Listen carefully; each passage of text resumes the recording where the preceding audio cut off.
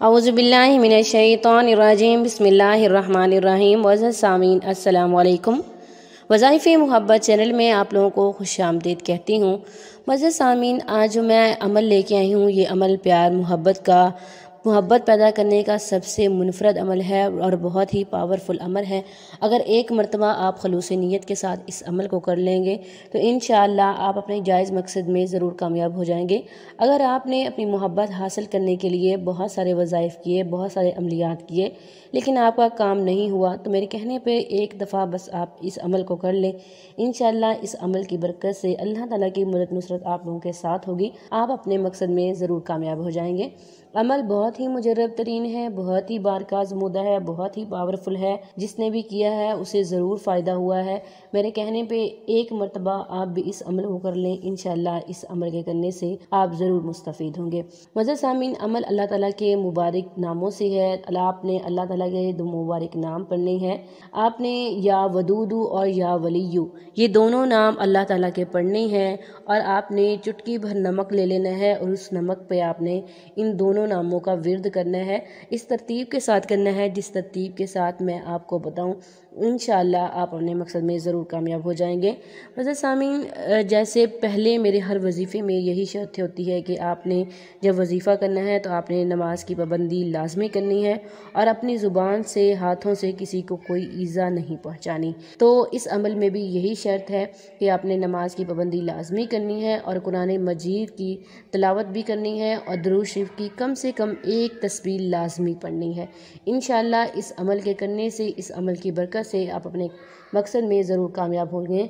आपने ये अमल इशा की नमाज के बाद करना है और फजर तक आप किसी भी टाइम कर सकते हैं। फजर से पहले पहले आपने इस अमल को करना है, इशा के बाद करना है आपने इस अमल को। जब भी आपको टाइम मिले तब आप कर लें, चाहे आप तहज्जुद के टाइम कर लें, इशा की नमाज के बाद कर लें, जब भी आपको टाइम मिले तब आप कर लें। अमल पुरखलूस होकर करना है, नियती के साथ करना है, जायज़ मकसद के लिए करना है, तो आप अपने मकसद में कामयाब होंगे।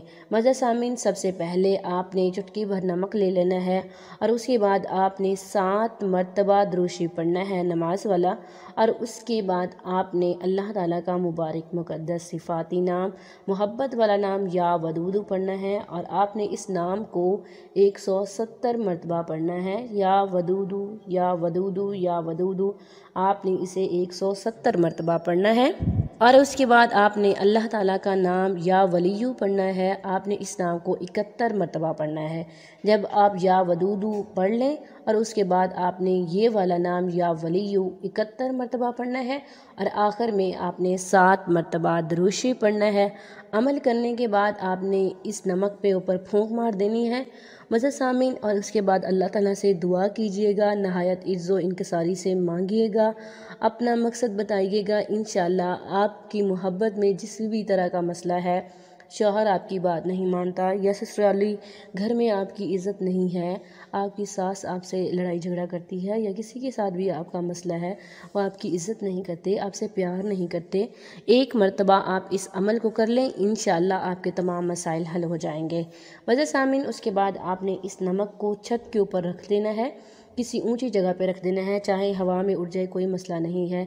इंशाअल्लाह अगर आप इस अमल को यकीन के साथ, ईमान के साथ करेंगे तो आप अपने मकसद में ज़रूर कामयाब हो जाएंगे। ये था आज का हमारा मुख्तसर सा अमल। उम्मीद करती हूँ कि आपको पसंद आया होगा। अगर अमल पसंद आए, वीडियो को लाइक करें, शेयर करें और हमारे चैनल को ज़रूर सब्सक्राइब करें। थैंक्स फॉर वॉचिंग व आखिर दावाना अनिल हम्दुलिल्लाहि रब्बिल आलमीन।